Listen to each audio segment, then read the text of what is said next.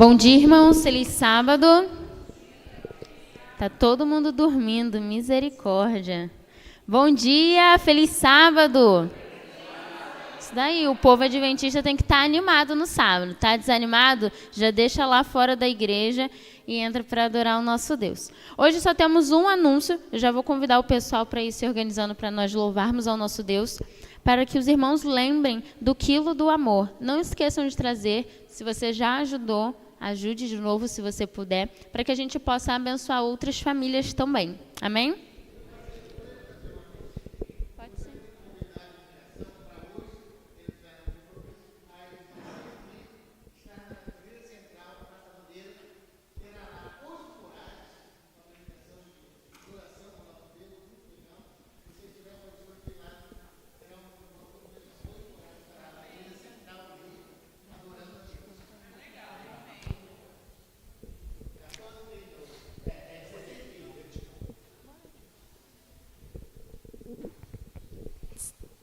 Feliz sábado! Feliz sábado! Muito bom. Vamos louvar o nosso Deus.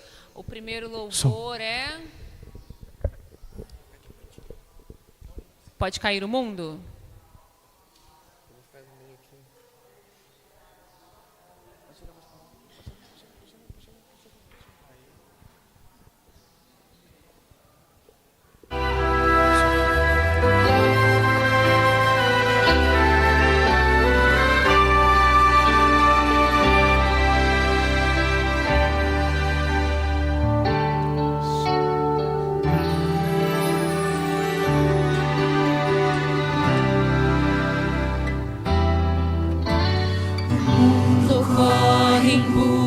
De sucesso, e a vida encanta, a guerra se desfaz.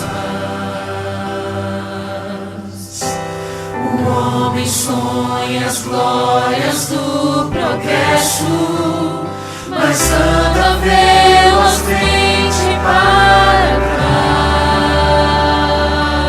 trás. Só Deus concede a glória verdadeira, só nele a vida tem real valor. É Ele quem promete um mundo novo, sem medo, sem tristeza e sem rancor.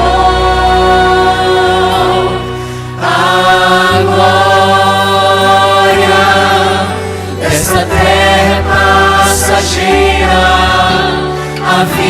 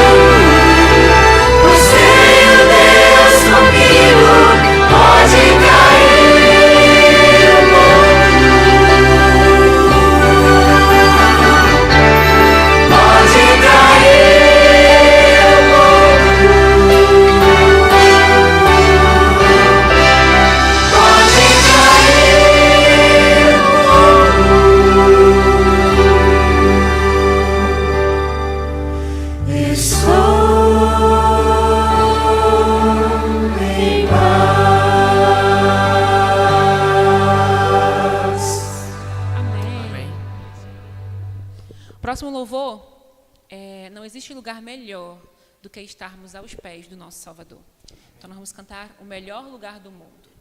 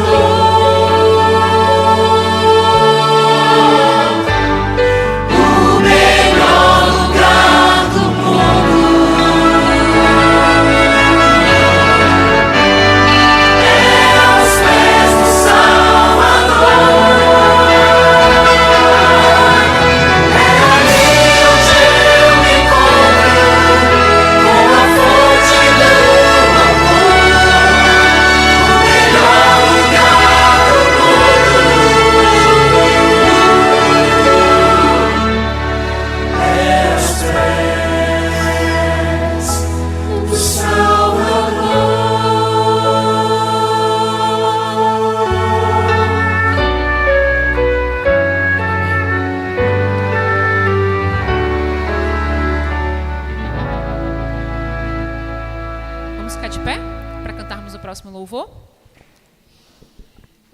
Ser cristão não é fácil. E todos os dias a gente enfrenta desafios diferentes para mostrar que somos cristãos.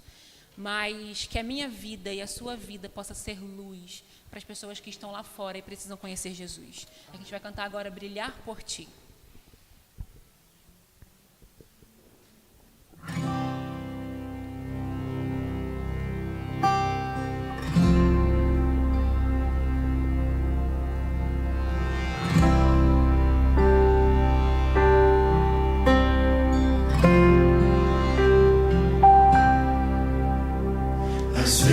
Parece que ser um cristão não é fácil em meio à escuridão. Ainda mais se eu pensar que não é minha luz, mas a união com Deus que o brilho produz.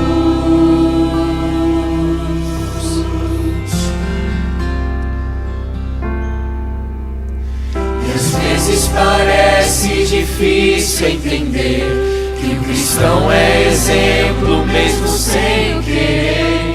E por isso mesmo eu preciso orar para que Deus me ilumine e assim eu possa brilhar.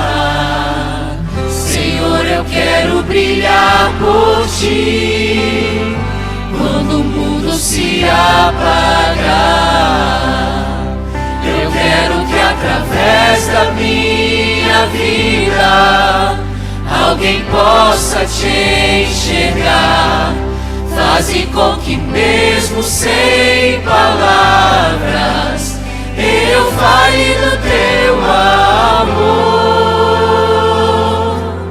Eu quero brilhar por Ti, brilhar onde quer que for.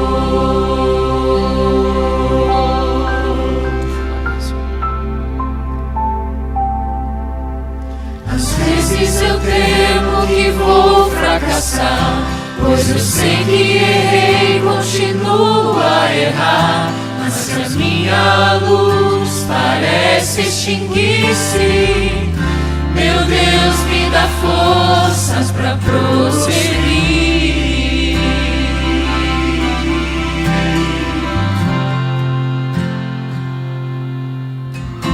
Não importa o quanto eu tente me esforçar, eu só posso vencer se Ele me ajudar. E é quando eu percebo meu esforço é vão, o que devo fazer é segurar Sua mão.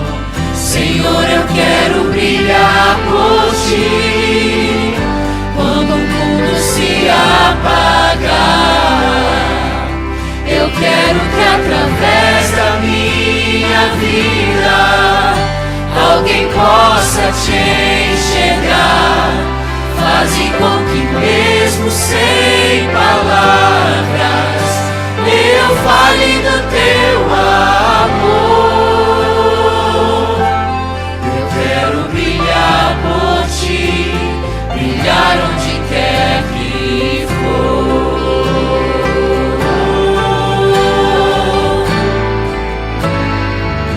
Senhor, eu quero brilhar por Ti quando o mundo se apagar. Eu quero que através da minha vida alguém possa Te enxergar. Faze com que mesmo sem palavras eu fale do Teu amor. Eu quero brilhar por Ti, brilhar onde quer que for. Eu quero brilhar por Ti, brilhar onde quer que for.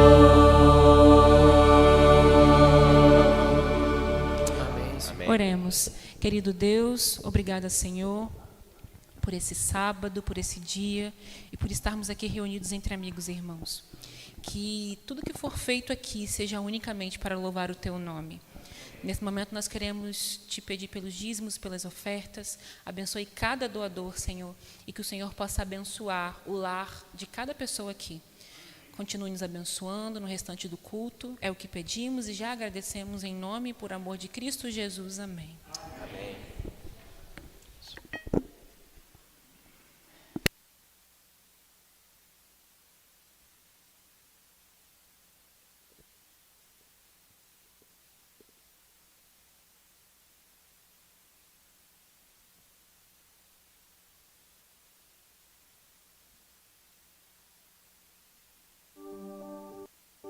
Provai e vede, histórias de fé e fidelidade.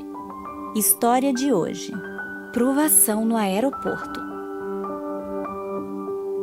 Com 25 anos e prestes a concluir meus estudos de graduação na Universidade Adventista do Peru, senti no meu coração um impulso, um chamado, e respondi a esse chamado com um coração cheio de gratidão e uma mente aberta a todas as escolhas que estavam por vir.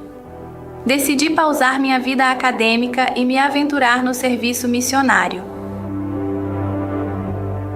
A resposta à minha oração chegou de forma incrível: ensinar inglês em uma das escolas adventistas na capital de um país do Oriente Médio. Lá, não é muito fácil falar de Jesus, mas meu coração transbordava de entusiasmo para começar a servir. Na véspera da minha partida, enfrentei um obstáculo inesperado: a negativa do meu embarque no aeroporto, sem uma justificativa para a recusa. Com minhas malas, em meio à incerteza e ao desespero, me disseram que esperasse uma autorização de embarque, que supostamente chegaria em breve. Ancorada na esperança e na fé de que logo se resolveria, a espera se estendeu por 3 longos dias, nos quais o aeroporto se tornou meu refúgio, mas também minha cela. Durante esse tempo, busquei consolo e muita força na leitura da Palavra de Deus e também na oração fervorosa. Lembro-me de me apegar às palavras do Salmo 135, 6, encontrando nelas a promessa de que, mesmo nas circunstâncias mais adversas, a bondade de Deus prevalece. Então, ao terceiro dia, recebi como um sinal do céu a autorização para continuar com o embarque. Naquele momento, foi uma prova de que a fé realmente pode mover montanhas, ou, no meu caso, abrir a porta daquela viagem. Nesse país, minha missão se desdobrou, de maneiras que nunca poderia ter imaginado. Ensinar inglês, sim, mas a experiência foi muito além das salas de aula. Fui acolhida por uma comunidade vibrante, onde cada dia era uma oportunidade para aprender, compartilhar e crescer. Fui testemunha do brilho nos olhos dos jovens, ansiosos por aprender no clube de desbravadores. Nas ruas da cidade, encontrei amigos que me ensinaram sobre a resistência, a fé e a arte da verdadeira acolhida. Aprendi que mesmo quando não podemos falar abertamente sobre nossa fé, podemos fazê-la brilhar por meio de nossas ações, do nosso amor e da nossa compaixão para com os outros. Você que me ouve, quero que saiba que projetos como este só são possíveis graças aos dízimos e às ofertas. Seu compromisso e fidelidade estão mudando a vida de muitas pessoas ao redor do mundo e acelerando a promessa de nosso Senhor Jesus. Você também faz parte desta missão. Muito obrigado por isso. Espero encontrar cada um de vocês, meus irmãos, lá no céu, junto àqueles que conheceram Jesus por meio de cada voluntário. Enquanto isso, continuamos servindo. Agora chegou a hora de adorarmos juntos, através dos dízimos e ofertas.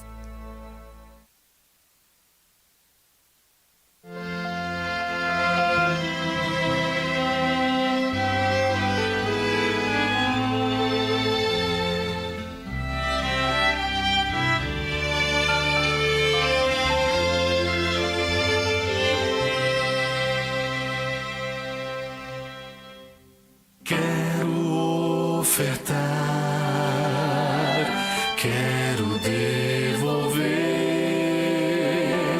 quero entregar tudo, enfim, de coração. Esse é o meu louvor, minha gratidão. Quero ofertar e devolver a Jesus.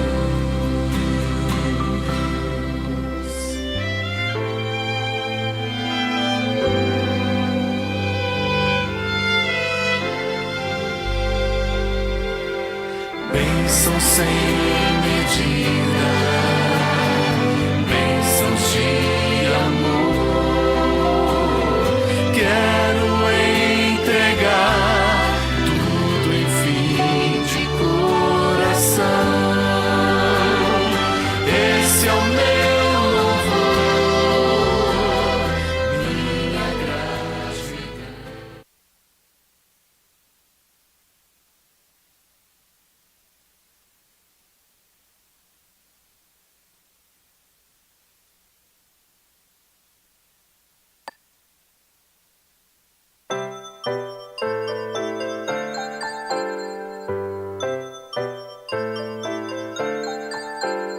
Chegou a hora de adorar ao Senhor. Chegou a hora de ouvir do seu amor.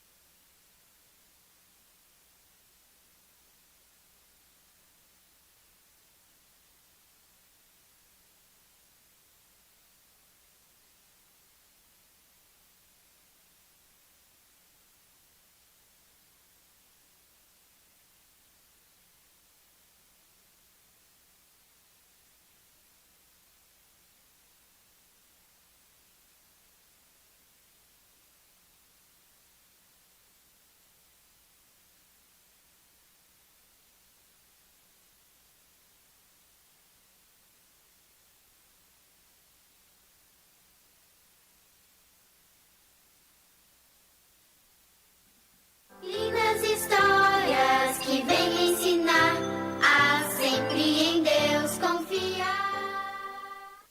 Bom dia, bom dia, bom dia! Um feliz sábado para vocês, crianças! Que alegria estar aqui com vocês de novo para contar as mais belas histórias da Bíblia. É isso mesmo, e você já sabe, a história já vai começar. Então, se você não chegou, chegue bem rapidinho. Hoje, o título da história é O Primeiro Milagre. Vamos abrir a Bíblia em João 2, versículo 3. Lá diz o seguinte: Tendo acabado o vinho, a mãe de Jesus lhe disse: Eles não têm mais vinho. Quem de vocês aqui sabe qual foi o primeiro milagre de Jesus? Se você disse a transformação da água em vinho, você acertou. Olha, Jesus, sua família e seus discípulos foram convidados para uma festa de casamento. Um detalhe importante: no tempo que Jesus viveu aqui nesta terra, as festas de casamento não eram como as de hoje, que duram apenas algumas horas ou uma parte da noite. Nada disso. As festas eram comemoradas por muitos dias e a família do noivo oferecia aos convidados o melhor vinho. Ah, crianças, mas atenção! O vinho relatado na Bíblia não é aquele vinho que tem álcool. O vinho citado é o que chamamos hoje de suco de uva, puro e sem açúcar. Ou seja, o vinho era o suco de uva integral. Maria, a mãe de Jesus, soube que acabara o suco de uva daquela festa, e isso era uma vergonha muito grande para os noivos. As festas demoravam muito tempo e geralmente tinha muitos convidados. E claro, não podia acabar nada, não podia faltar comida e nem o suco. Então, Maria chegou bem pertinho de Jesus e lhe disse: Jesus, o suco de uva acabou.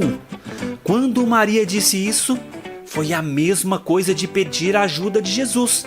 Era como se ela estivesse pedindo para ele fazer um milagre, para que os noivos não passassem vergonha diante das pessoas convidadas que iriam embora da festa com fome, sem ter nada para comer ou beber. Então Jesus prontamente fez o seu primeiro milagre registrado na Bíblia. Ele transformou água em vinho. Foi assim: Jesus pediu para que trouxessem todas as vasilhas cheias de água, e quando trouxeram os jarros com a água, ele mandou levar para o mestre-sala experimentar. Eles obedeceram e levaram os jarros. Quando o mestre-sala foi experimentar, já não era mais água.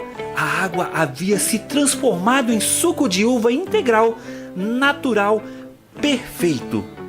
Olha que coisa mais linda que Jesus fez!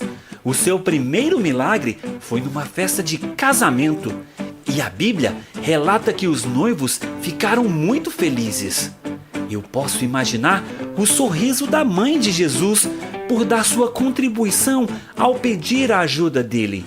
E nunca mais Jesus parou de fazer milagres. Este milagre e os demais que Jesus realizou nos trazem uma esperança maravilhosa, pois sabemos que Jesus pode fazer qualquer coisa para ajudar as pessoas. Nós devemos seguir o exemplo de Maria e de Jesus. Assim como Jesus ajudou na festa de casamento, vamos pedir a Ele para fazer um milagre em nossa vida também e nos ajudar a testemunhar do seu amor? Então agora você já sabe o que tem que fazer. Feche os seus olhos que nós vamos fazer Papai do Céu. Oremos. Querido Papai do Céu, muito obrigado pela história de hoje.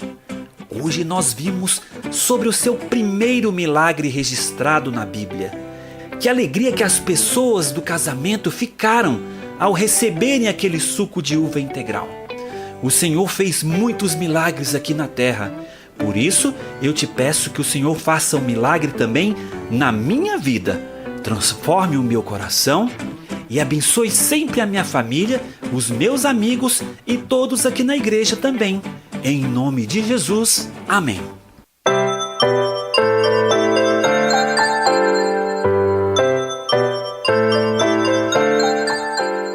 Chegou.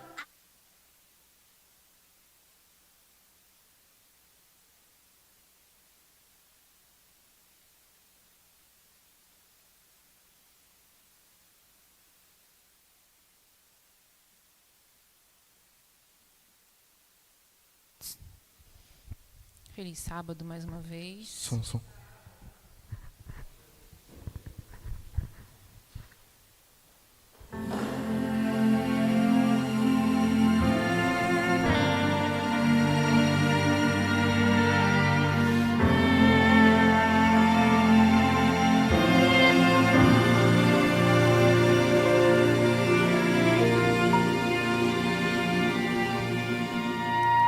Parece ser assim, tão simples de falar, um tema tão comum de se escutar. Poder te contar do amor de Deus, mas não sei por onde começar. É tão profundo o silêncio e é extravagante, infinito e é por ti. Todo mal que eu fiz não pôde me afastar do amor de Deus por mim pra me salvar. O eterno amor morreu na cruz pra viver completo eternamente em mim. Por amor entrega-se para sofrer, por amor transforma-me num novo ser. Incondicional amor de Deus, louco pra pulsar junto ao teu coração. Eu não sei te explicar.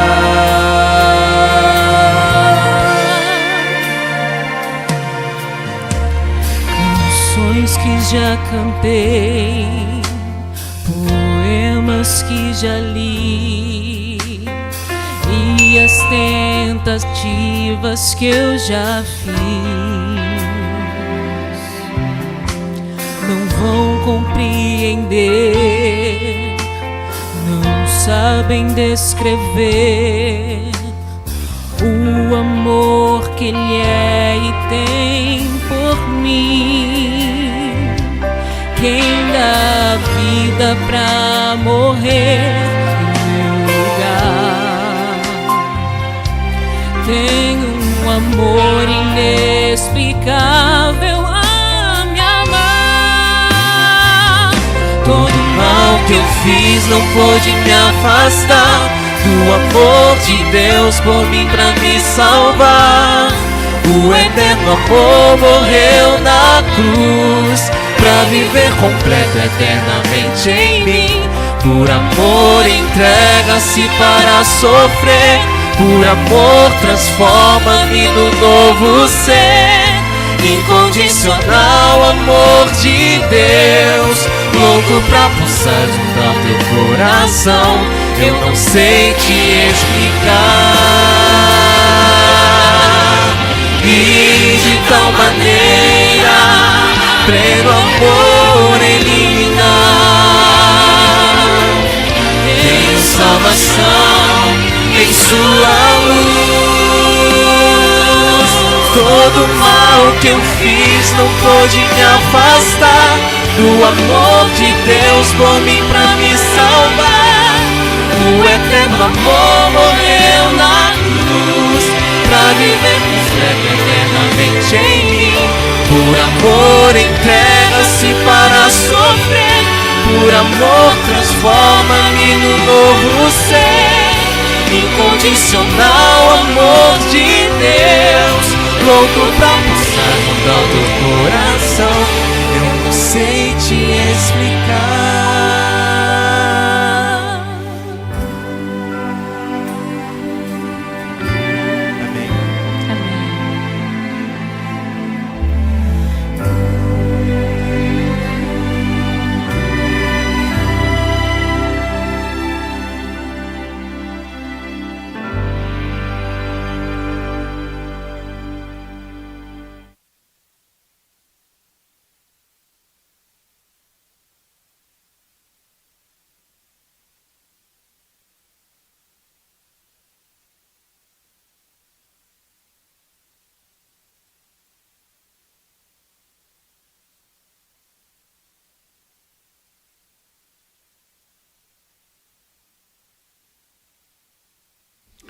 Gente, que música linda, hein?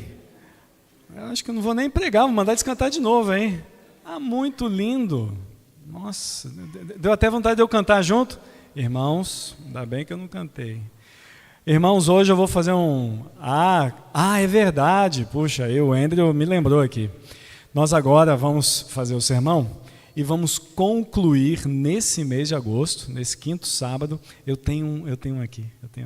Eu trouxe aqui, ó. Não, vou usar outro. Eu trouxe o meu específico.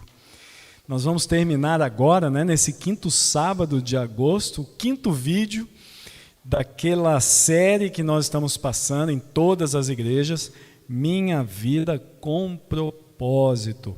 Clareza, foco, missão, saber com intencionalidade aonde nós queremos chegar. Hoje nós vamos assistir a Janaína. A Janaína é a líder do Ministério da Mulher da Associação Rio de Janeiro e ela é esposa do nosso presidente. Você acha que eu não vou passar o vídeo da Janaína hoje? Vamos lá, Andrew, coloque aí o vídeo, por gentileza.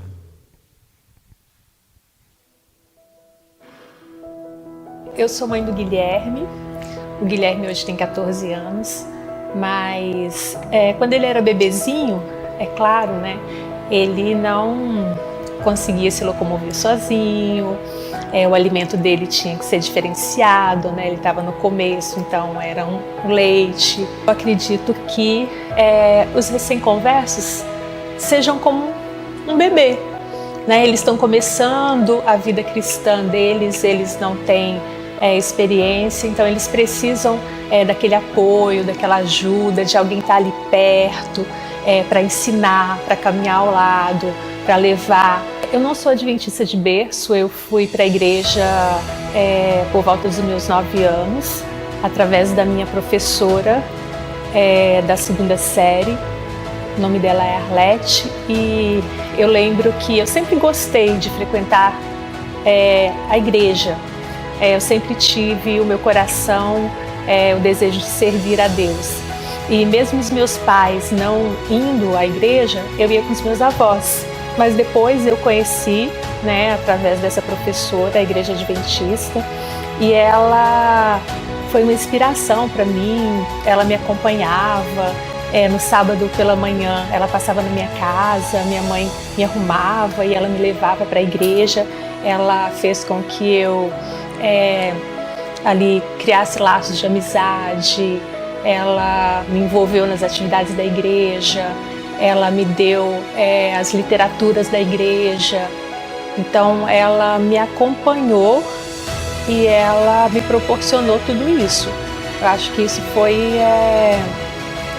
essencial para que eu continuasse, para que eu gostasse, para que eu me sentisse pertencendo àquele lugar, sentisse que ali era a minha família, porque eu fui sozinha para a igreja,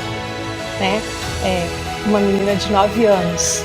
E depois, através disso, toda a minha família foi. Imagina o trabalho que ela fez, de mostrar, de chamar, convidar e acompanhar e estar ali ao lado durante todo o meu processo de conhecer, de aprender, de conversão, até o batismo e depois. Então ela foi realmente assim, um exemplo para mim de como você deve tratar um novo converso, a pessoa que está indo, você acompanhar, estar ali perto.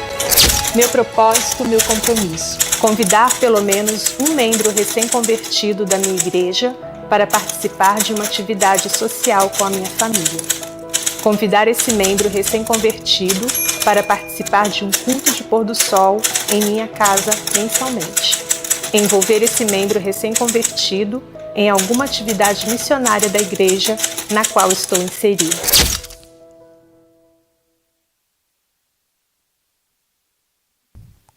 Obrigado, Andrew.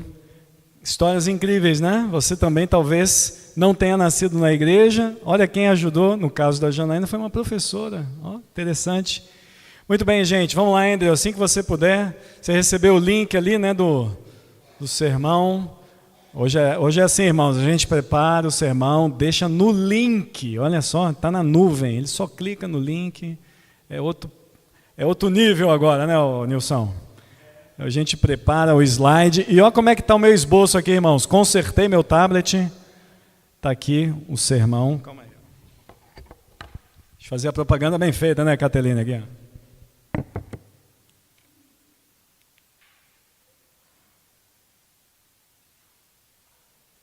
Está aqui, ó. Vocês vão ver, eu também vou ver, ó. Tá vendo aqui, ó? Aí, ó. Ah, que beleza. Tá aqui, hein? Facilitou ou não facilitou? Até o Nilson vai comprar um tablet para ele agora. Tá aqui, vamos lá. Esse sermão de hoje, gente, é um sermão muito importante, mas ele tem muito slide. Então, eu vou ser um pouquinho... Vamos embora, né? Vamos junto aqui. Deu aí o meu passador? Tá tudo certo? Vamos lá, então. Vamos falar hoje sobre o conceito de pacto na Bíblia. E é óbvio que pacto... Nós estamos terminando o mês de agosto, tem a ver com mordomia, e eu quero falar um pouquinho sobre isso para concluir. Tá? Mês que vem é o mês da esperança, da semana de lenço, da semana da esperança, batismo da primavera, teremos um mês maravilhoso. E concluindo, nós vamos falar sobre pacto, de onde vêm os pactos, né? A primeira coisa que a gente tem que entender é que os pactos não vêm de dízimos. Eles não vêm de métodos consumistas ou materialistas como as famosas quermesses, né? O pacto ele deve vir da sua decisão. Ellen White diz que o pacto, as fontes lícitas de recurso para a igreja, a gente vai abrir a Bíblia daqui a pouquinho, vem através da recolta. Quem aqui já recoltou? Só para ter uma noção aqui. Ó. Muito bom. Se você não sabe o que é recolta, o Miguel e a Letícia devem estar pensando, meu Deus, pastor, o que é isso? É quando a gente simplesmente batia na porta da pessoa, a pessoa dizia, oi, e você dizia, boa tarde, eu vim pedir dinheiro para a igreja. Não era bem assim, né? A gente chegava, mostrava ali, olha aqui, ó, a igreja adventista faz essas coisas através da assistência social e tal. Aí você mostrava para a pessoa e a pessoa gostava e dava dinheiro. Só que hoje em dia, infelizmente, aqui no Rio de Janeiro, a gente até está orientando a fazer recolta só com pessoas que você realmente tem costume, noção. As pessoas hoje elas estão muito assustadas, elas estão ligando para a polícia e tal, e você tem mais dificuldade para fazer recolta. Mas algumas pessoas gostam, viu? Deixa eu te explicar. Eu recoltei no início do meu ministério lá na Sul Paranaense, e lá o presidente da associação, ele tinha um amigo empresário que não era adventista. E todo mês de agosto a gente fazia recolta. E ele chegava lá no amigo dele e falava, cara, quando é que você vai dar esse mês aqui para a igreja? Aí o empresário podia dar uma quantia maior. Eu vou dar 4 mil. Tá bom, o cara vai lá, dava 4 mil. Então, existem pessoas que curtem isso. Mas existe o pacto. O pacto é o conceito mais antigo. A recolta, Ellen White, né, ela fala um pouquinho aqui sobre, um método, né, honrado por Deus, as pessoas abastadas são convidadas, Deus ele abre as portas e através desse método Deus promete que os ricos serão convertidos. A recolta no livro Profetas e Reis, página 634, diz, os meios que lhe faltavam, né, no caso Neemias, o solicitou dos que lhe podiam fornecer. E o Senhor está ainda desejando mover o coração dos que têm a posse dos seus bens em favor da causa da verdade. Os que trabalham para Ele devem servir-se do auxílio que Ele move os homens a dar. Esses dons podem abrir caminhos pelos quais a luz da verdade irá a muitas terras entenebrecidas. Os doadores podem não ter a fé em Cristo, nem familiaridade com sua palavra, mas os seus dons não estão neste mesmo caso para serem recusados. Então está aí um jeito de você trabalhar com as pessoas, pedindo dinheiro delas, no caso das mais abastadas. Mas vamos falar do pacto, que é o que mais importa aqui para a gente, e isso é o importante. O que é um pacto, gente? Pacto é o quê? Um compromisso. É o compromisso que você quer fazer com Deus. Ele é pessoal. Ele vem de uma percepção. É quando você entende que Deus, ele sim, foi honesto com você, te derramou muitas bênçãos. Já falei sobre esse número, mas como existem outras pessoas aqui na igreja, vou falar de novo. Viu, Daniel? Em 2024, a Associação Rio de Janeiro ganhou 173 milhões de reais em dízimos. 173 milhões de reais em dízimo. E você deve estar pensando, pastor, por que você está falando esse número? É um número muito grande, é um número alto. Eu acho que a igreja está muito rica, a igreja está abastada. E aí, os tesoureiros começaram a fazer a conta e chegaram à seguinte conclusão. Primeira conclusão, se a igreja devolveu, porque a associação, ela não vende nada, ela ganha esse dinheiro do quê? Dos dízimos dos irmãos. Os irmãos deram dízimo e nós recebemos quanto? 173 milhões no ano de 2024. Isso significa que 1 bilhão de reais entrou na mão das pessoas. Só que a segunda conta é que apenas 40% dos irmãos é que devolveram o dízimo. Nem metade da igreja devolveu o dízimo.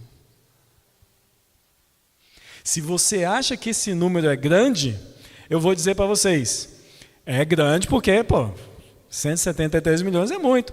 Mas duas coisas você tem que se lembrar. Primeiro, nós, a igreja, recebeu R$1 bilhão das mãos de Deus. Só que, na verdade, quando você vê que são 40% que devolveram, Deus ele não deu 1 bilhão. Deus deu o quê? Deus deu mais, gente. Deus deu 2, 3 bilhões para a gente e a gente só devolveu o quê?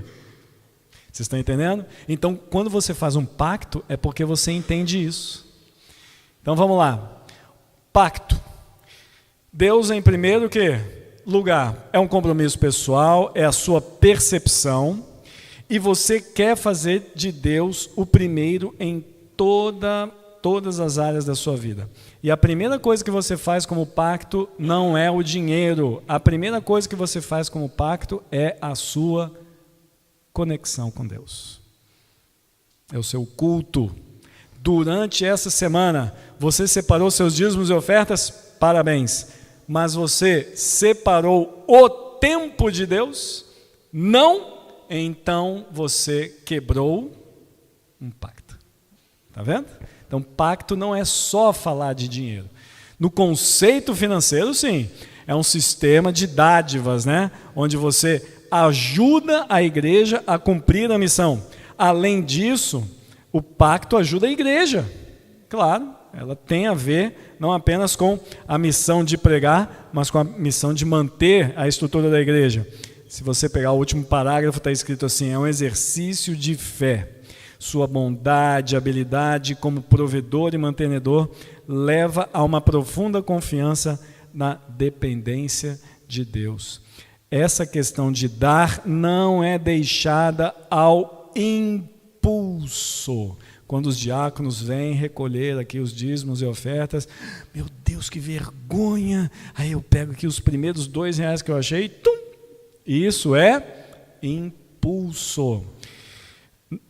Deus nos deu instruções a esse respeito, especificou que dízimos e ofertas são medida da nossa obrigação. Ele deseja que demos regular e sistematicamente. Examine cada qual suas rendas, pois são todas uma bênção de Deus, e ponha de parte o quê? O dízimo como fundo separado para ser sagradamente do Senhor. Em caso algum, deve ser esse fundo dedicado a qualquer outro uso. Deve ser unicamente dedicado ao sustento do ministério do Evangelho. Depois de ser o dízimo posto à parte, sejam as dádivas e ofertas proporcionais conforme a sua prosperidade.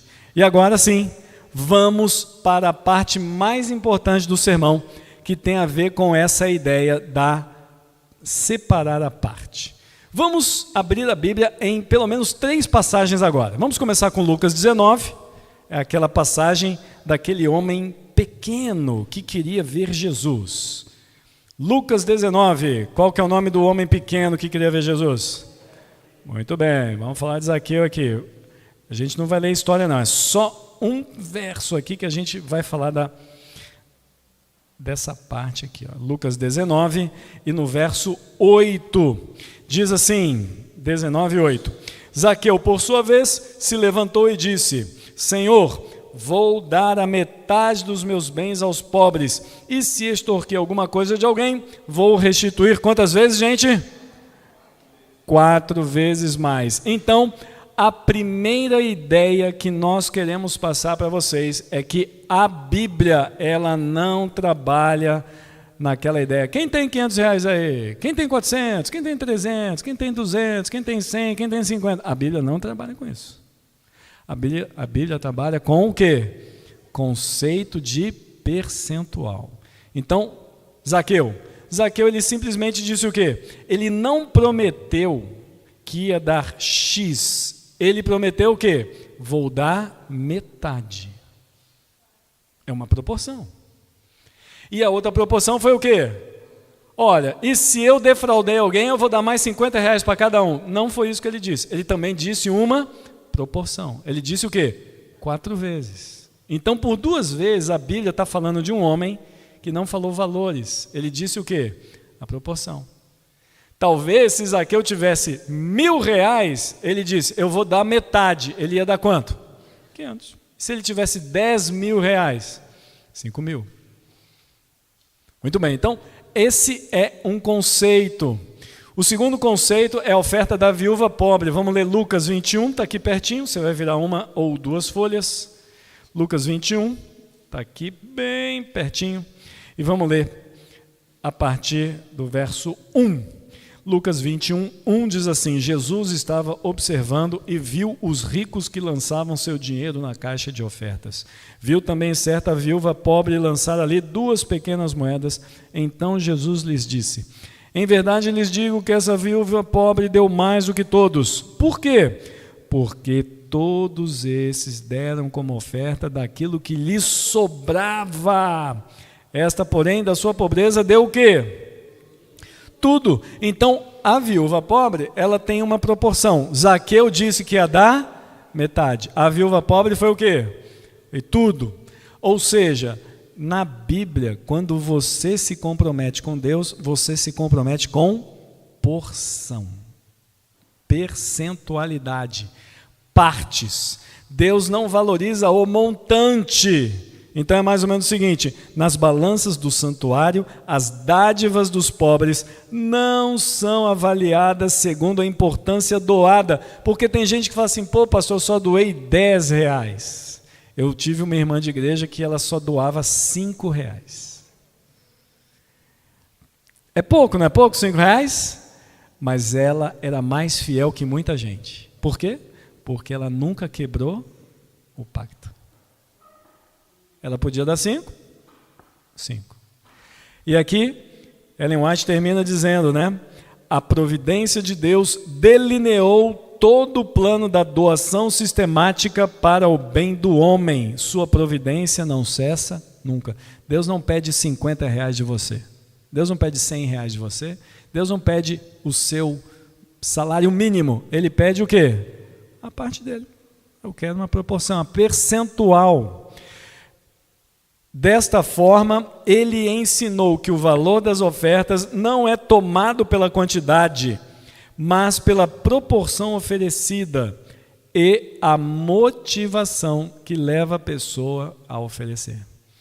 Pastor, que legal, estou gostando desse slide, hein? Irmãos, não coloque isso apenas para a sua vida financeira.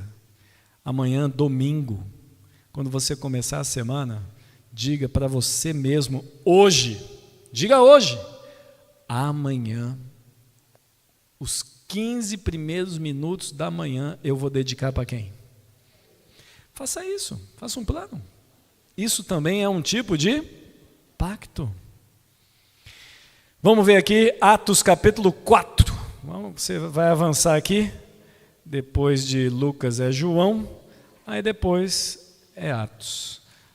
Aqui nós temos uma história, essa aqui é meio pancada aqui. Vamos lá.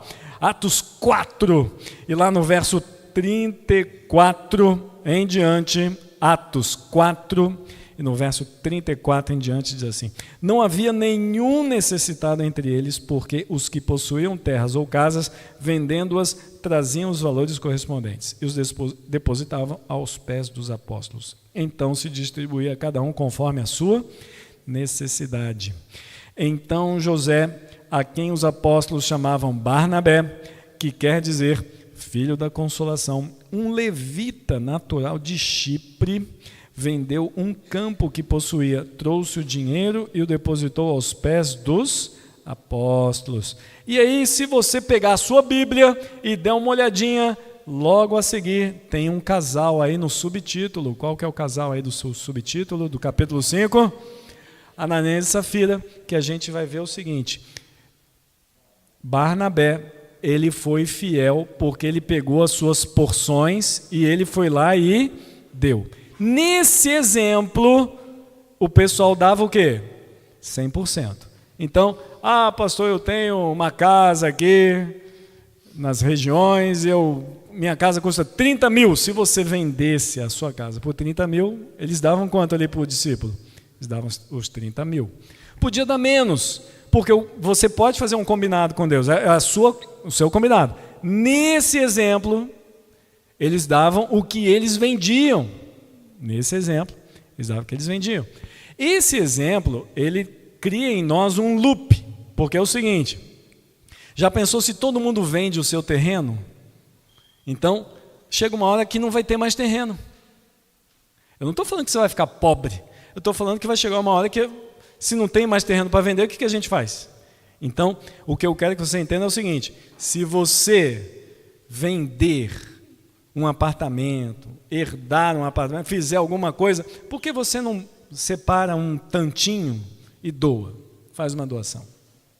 Agora veja, Ananias e Safira, aqui no capítulo 5, no verso 2, está escrito assim, ó, 5:2, mas reteve uma parte do dinheiro, e Safira estava ciente disso.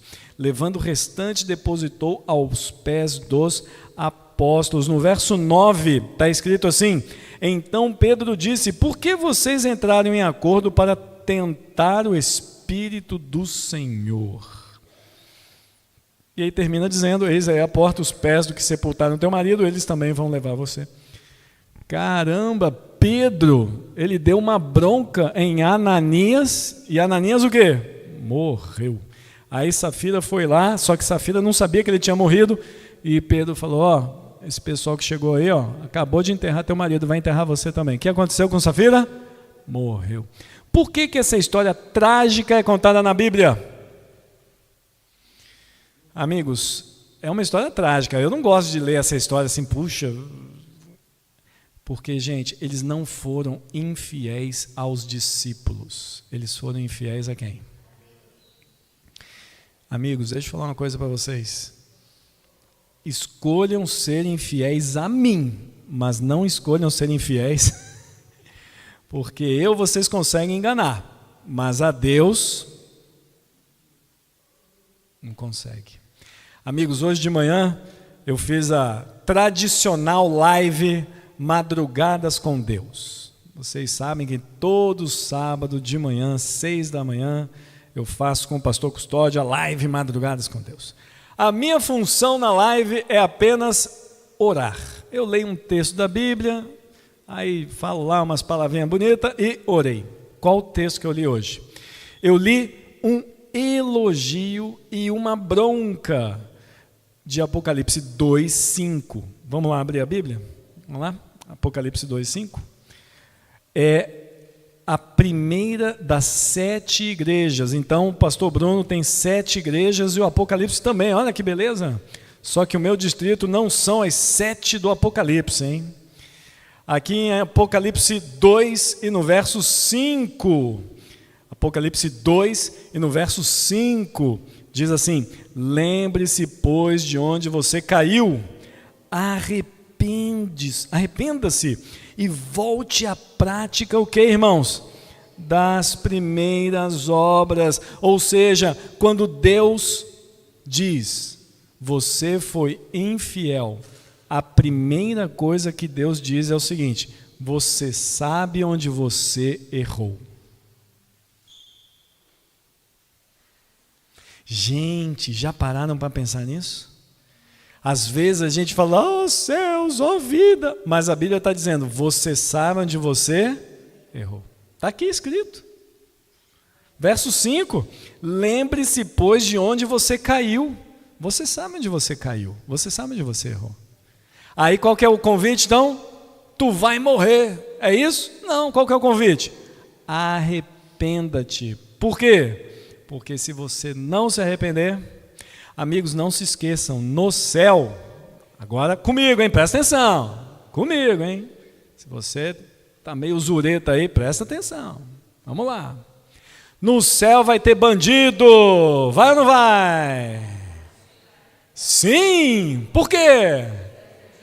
Bandido que no céu vai ter prostitutas, traficantes, vai ou não vai? Vai, por quê? Gente, no céu só entra um tipo de gente. Aqueles que se lembraram de onde caíram e se arrependeram.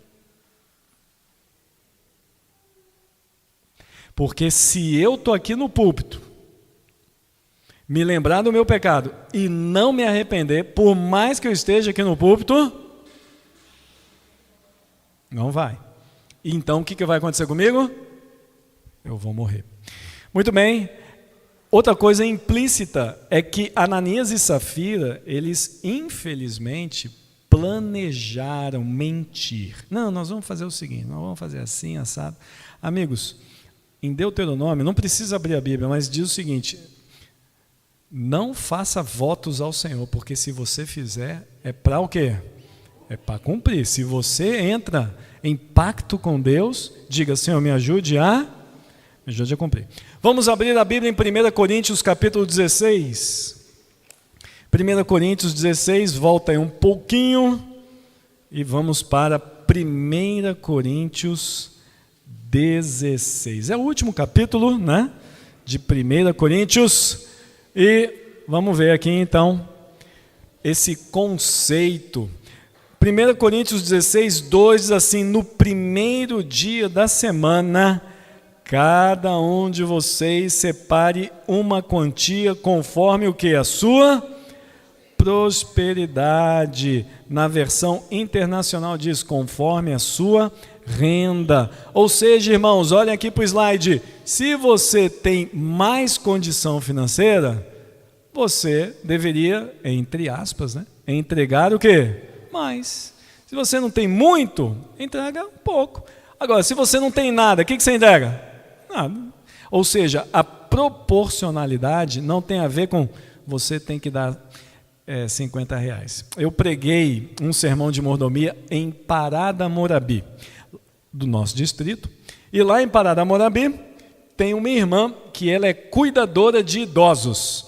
Aí eu estava pregando assim, ela falou: pastor, a minha patroa, né, a idosa que eu cuido, né, ela é uma mulher devota, ela é católica, e lá na igreja católica ela paga o dízimo. Aí eu fui tentar corrigir, né? Irmãos, a gente não paga o dízimo, né? Aí ela falou: sim, pastor, eu sei que a gente não paga o dízimo, mas lá ela tem boleto. Eu não sei se toda a igreja católica funciona assim.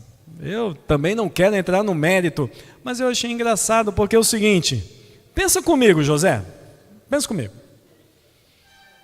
Vamos supor, é porque o José ainda é muito novo, ele é jovem. Vamos supor que o José está ficando velhinho, e aí ele começa a ficar meio atrapalhado, e fala assim: eu vou contratar alguém para me ajudar. Então você tem que pagar. No Brasil, você tem que fazer um acordo. Tem que fazer salário mínimo, às vezes tem que dormir em casa, e tem que pagar isso, pagar aquilo.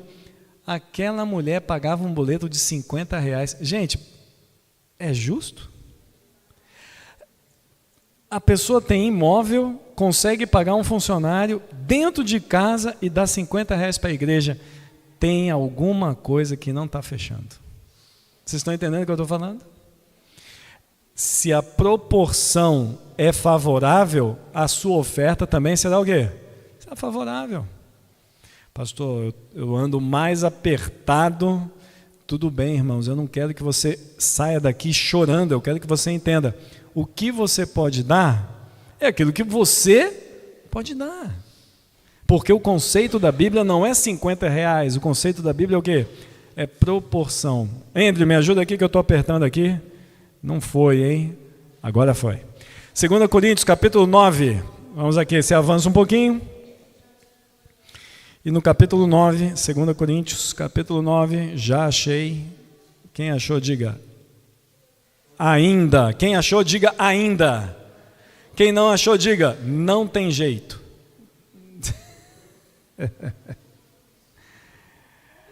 Muito bem. 2 Coríntios 9, no verso 6, diz assim: aquele que semeia pouco também colherá o quê? Pouco. E você deve estar falando: pastor, o que é bênção secundária? Ué, Deus, lembra que eu falei que a associação ganhou 173 milhões? Isso é bênção primária. Mas quando a gente é fiel, aí Deus derrama a bênção o quê? Secundária. Como assim, pastor? Está aqui, ó. Aquilo que você semeia é aquilo que você vai o quê? Vai colher. Quem investe nos estudos vai receber diploma.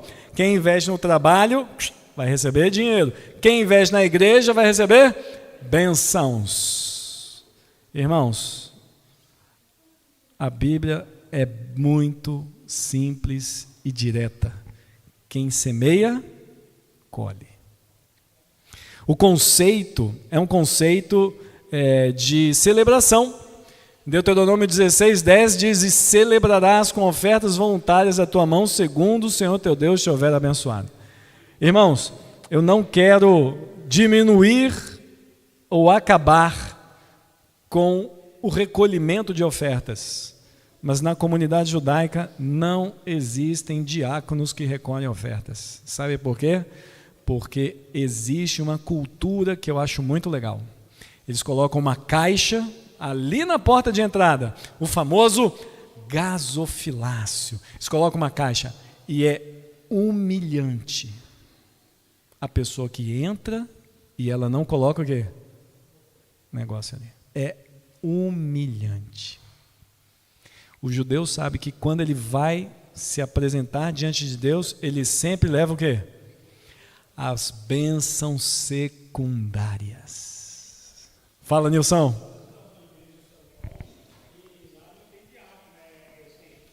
É a caixa, né?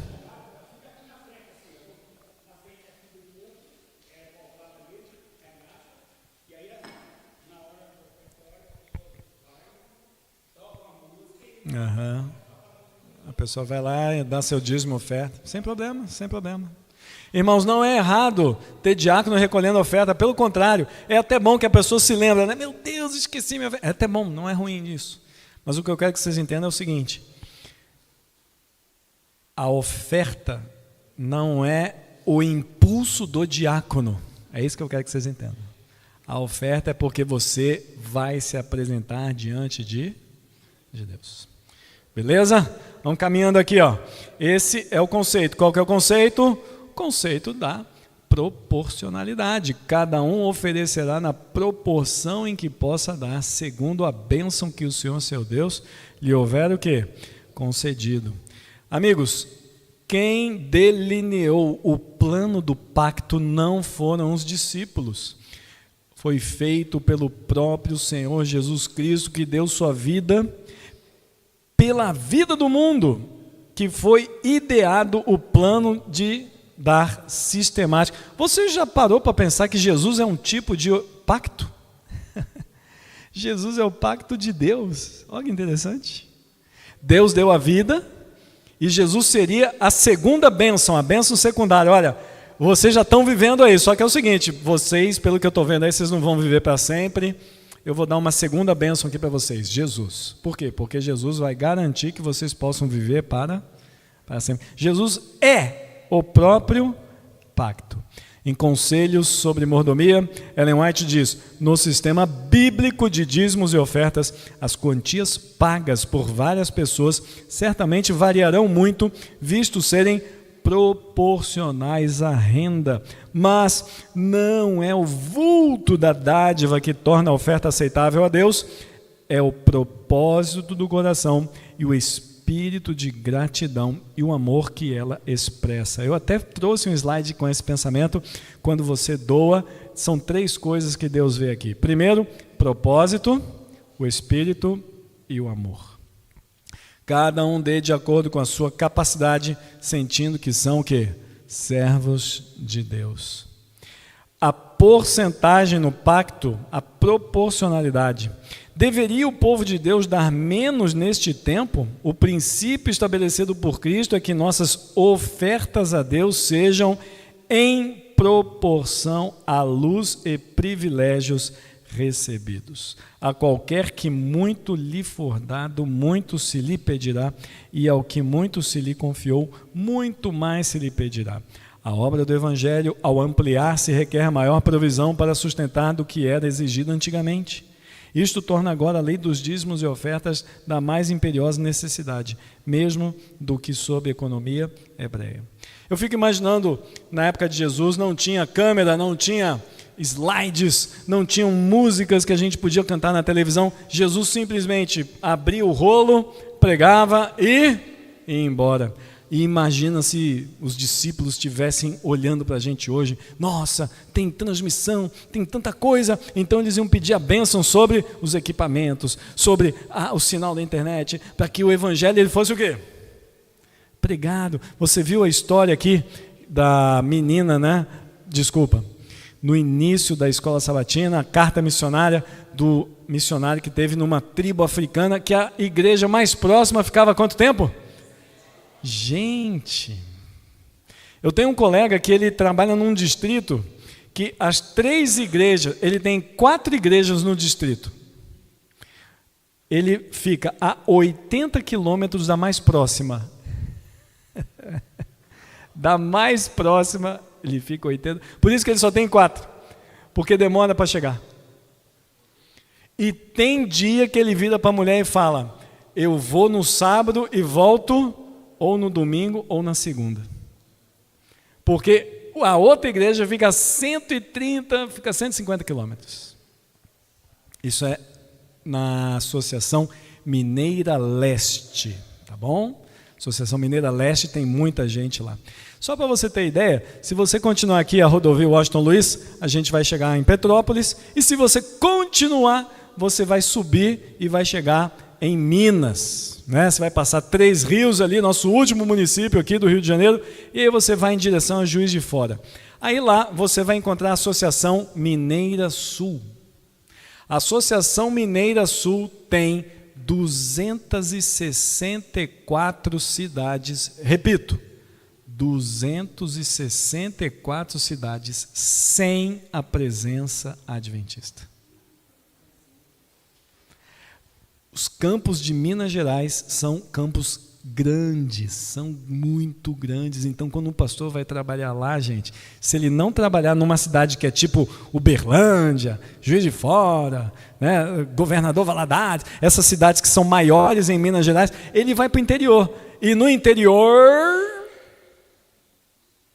é assim, os nossos dízimos e ofertas vão ajudar essas pessoas. Agora, olha que interessante esse slide. Essa questão de dar não é deixada ao impulso. Deus nos deu instrução a esse respeito, especificou os dízimos e ofertas como sendo a medida da nossa obrigação. Ele deseja que demos regular e sistematicamente. Examine cada qual suas rendas com regularidade, pois são todas uma bênção de Deus. E ponha de parte o dízimo como um fundo separado, para ser sagradamente do Senhor. Em caso algum deve ser esse fundo dedicado a qualquer outro uso, deve ser unicamente dedicado ao sustento do ministério do Evangelho. Depois de ser dízimo posto à parte, sejam as dádivas e ofertas proporcionais conforme a sua prosperidade. Beleza? Obrigado, Andrew. Opa! Pastor, e quando as ofertas não são entregues como pacto? Se todos os que professam a verdade derem o dízimo do Senhor e ofertas, haverá abundância na casa do Senhor. Não dependeria a causa da beneficência da incerteza de dádivas resultantes de impulsos e que variam segundo os mutáveis sentimentos do homem. Aqui na Igreja Jardim Primavera nós temos irmãos fiéis, mas a gente tem um ponto que eu gostaria de trazer à reflexão. A gente pode melhorar. O que a gente pode melhorar, pastor? Eu não estou pedindo mais dinheiro. É a proporção, lembra da proporção? O que a gente tem de fraqueza aqui? Bom, no ponto que eu quero chegar é o seguinte: quantos dizimistas nós temos na igreja de Jardim Primavera que são pactuantes? Essa proporção, ela é interessante. Lembra da irmãzinha que dava R$5? Por que essa irmãzinha dava mais que todo mundo? Porque ela fazia parte do pequeno grupo, onde o cara é dizimista e todo mês, junto com o seu dízimo, ele dava um valor que representava as suas ofertas.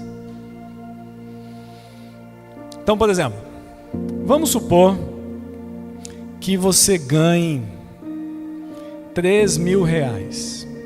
Quanto você vai dar de dízimo? 300. Estou dando um exemplo bem simples. Aí no seu coração,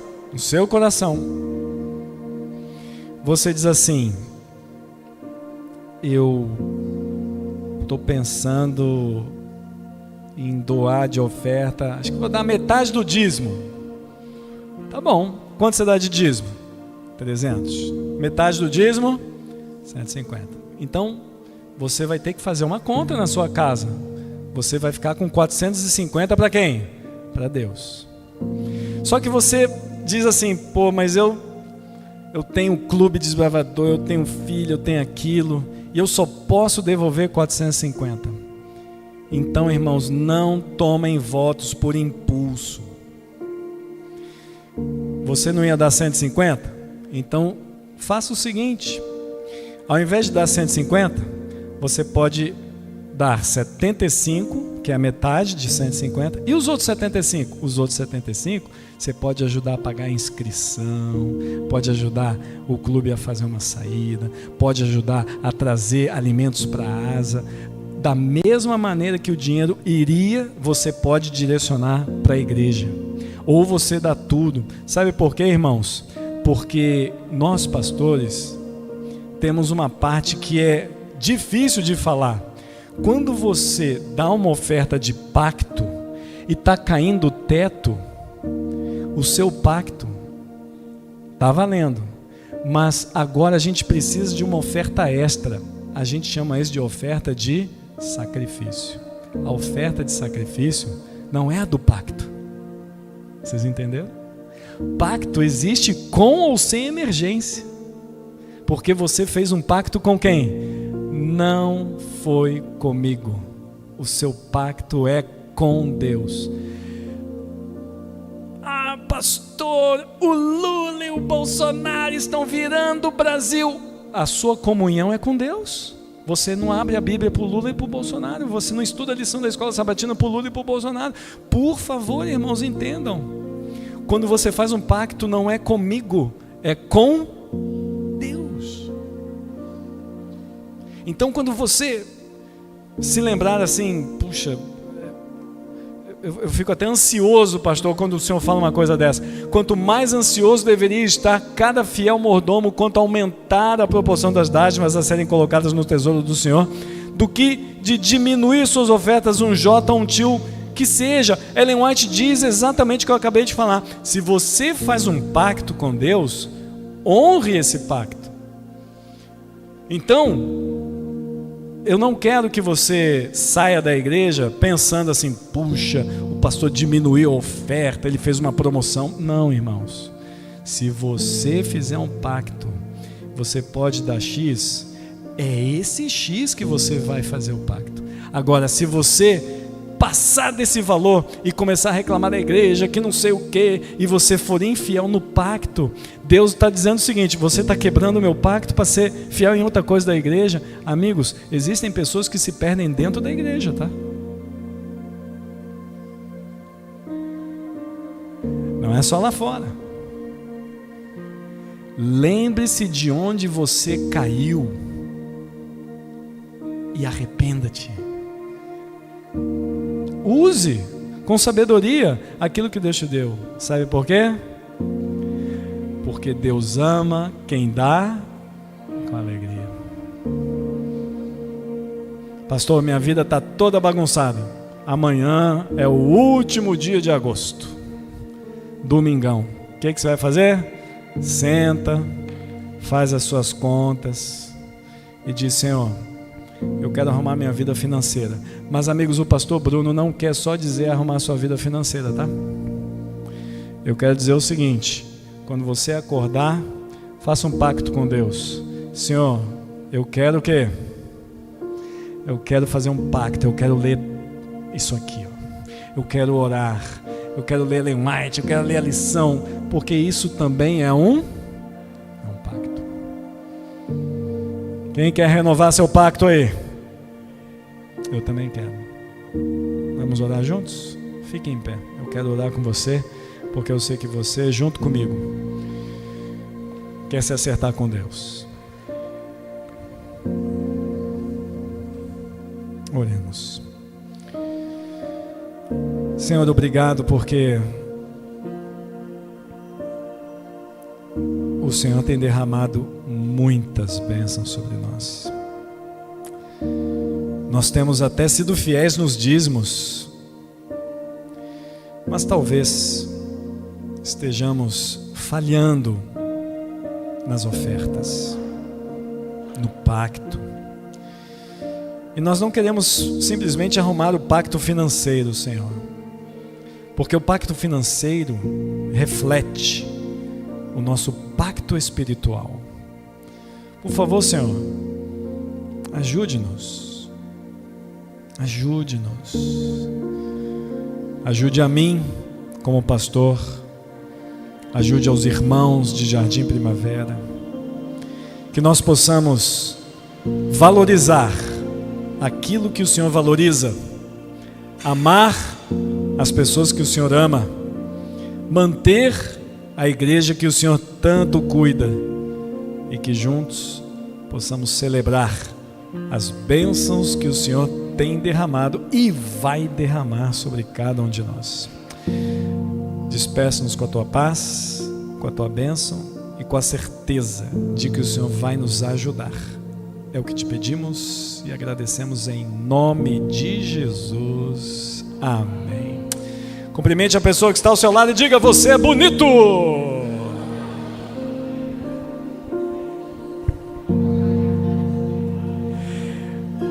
Pessoal, vamos bater uma foto. Ó, vamos bater a foto assim, ó. Vocês vão sentar aqui. Pode sentar, pessoal. Pode sentar.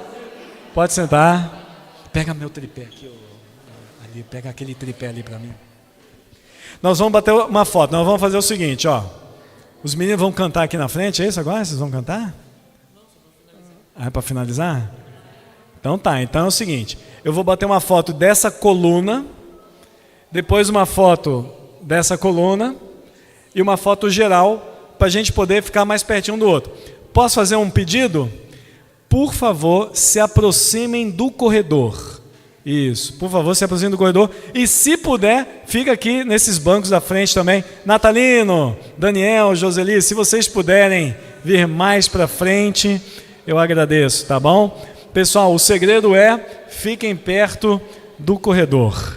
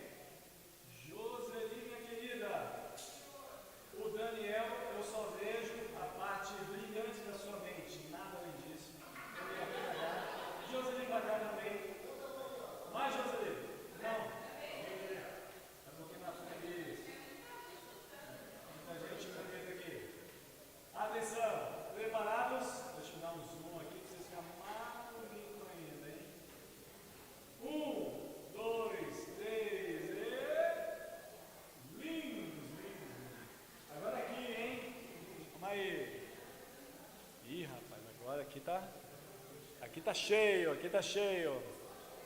Só um pouquinho. Só um pouquinho, aguenta aí. Só um pouquinho.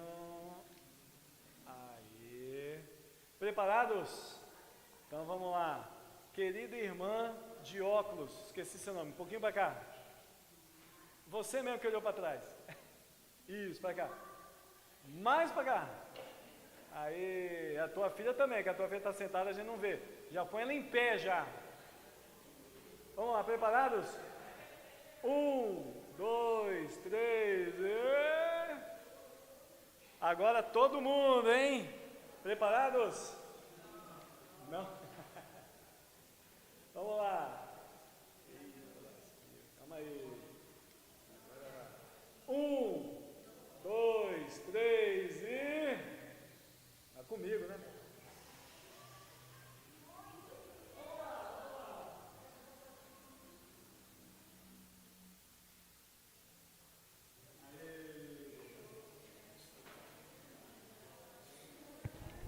Eu vou ficar lá à porta para cumprimentar vocês, gente. Um feliz sábado.